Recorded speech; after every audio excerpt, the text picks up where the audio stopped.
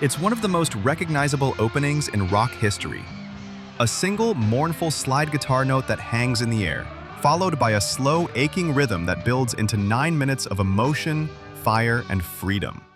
Freebird, Lynyrd Skynyrd's masterpiece. A song that started as a quiet tribute and became a roaring anthem for generations. But how did it come to be? Why did this one song, out of all the music of the 1970s, come to define not only a band, but an entire way of life? To answer that, we need to go back to Jacksonville, Florida in the late 1960s. Before they were legends, Lynyrd Skynyrd were just a group of scrappy Southern kids chasing a dream.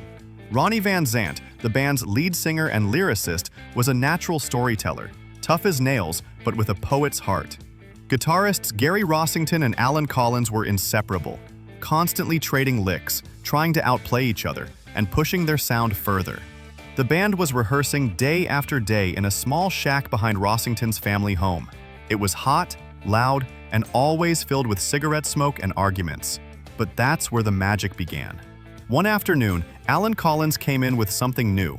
He had been messing around on his guitar, experimenting with a gentle chord progression that he couldn't stop playing.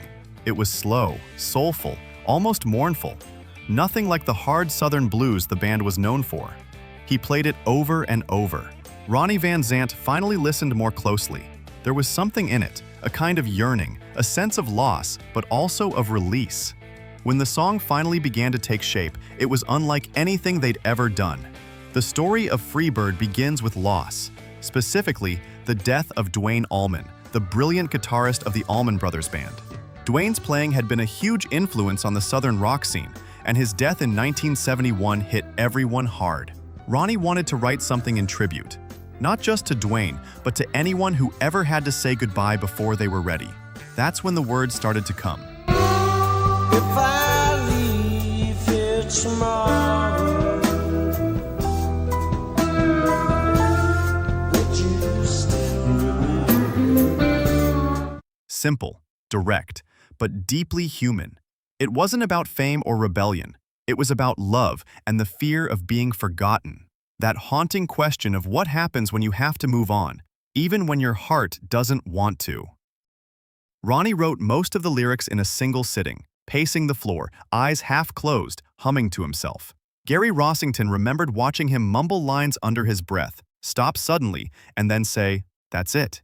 That's the one." The song's title, Freebird, came naturally. It captured what Ronnie was trying to say. The idea that sometimes the only way to stay true to yourself is to fly away. The lyric content of Freebird is based on the idea of everybody being free. To me, there's nothing freer than a bird, just flying wherever he wants to go. And I don't know, that's what this country is all about, being free. And I think everybody wants to be a free bird. Musically, Freebird was a band effort. Collins had written the chord progression, and Rossington added the slide guitar part that would become its signature sound. The band experimented for weeks on the arrangement, trying to balance the quiet beauty of the verses with the soaring power of the ending. At first, the song was much shorter, around 4 minutes long, but every time they played it live, something happened. The ending kept stretching, the solos getting longer, the energy building higher. The audience didn't want it to end. Neither did the band, so they let it grow. What they didn't know is that the band's roadie, Billy Powell, had written a piano introduction to the song. At the time, we were cutting Freebird. We took a little lunch break. We walk in, the engineer had started playing the tape. Billy Powell, who's the roadie, he was sitting in there playing this concert piano that was so unbelievable that we walked in just in like awe, with our mouth open. And I look at Ronnie, and he looks at me, and I say, I got to go and record with that. I don't know about you. And he said, you got it.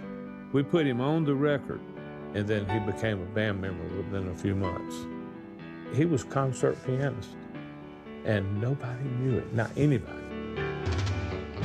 By the time it was recorded for their debut album in 1973, Freebird had become a 9-minute epic. Half ballad, half jam, it was unlike anything else on the radio.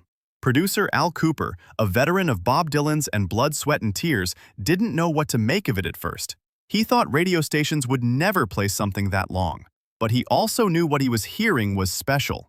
He called it the Southern Stairway to Heaven. There was something different about this band. I mean, on this album, I had a 9-minute single, and I'm going to go and try to sell it to a record company that's never had a single over 3.5 minutes. I mean, I got problems. There started to be a lot of interest. They said, we want you to cut it down to 3:45 on this one. I said, nope, can't do it. And I knew that if I did that, I'd destroy the integrity of the band. I said, go listen to them live, and then you'll know what to do.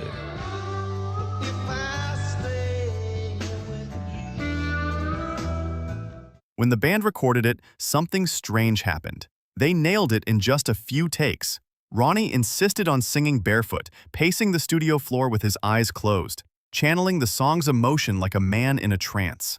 Collins and Rossington layered their guitars to create that soaring harmony, and drummer Bob Burns kept the beat steady and patient through the song's slow build. When it was finished, the band listened in silence. They knew. This wasn't just another track. This was the song.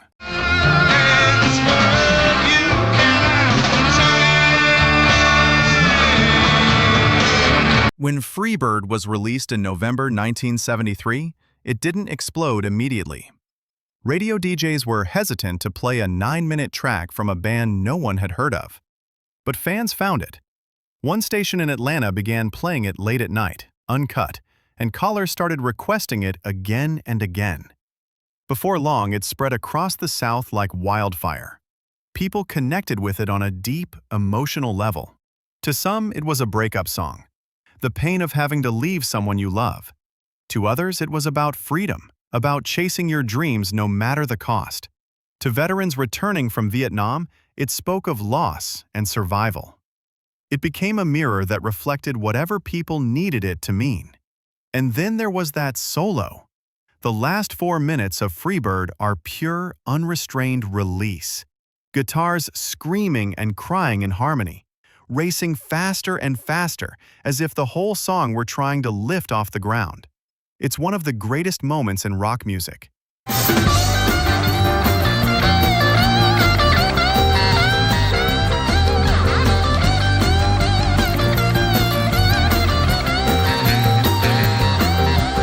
But behind that power was tragedy waiting in the wings. In 1977, just as the band was reaching its peak, a plane crash took the lives of Ronnie Van Zant, guitarist Steve Gaines, backup singer Cassie Gaines, and others. 10 minutes from the Baton Rouge airport that we ran out of gas, and I just heard the pilot go, "Oh my God."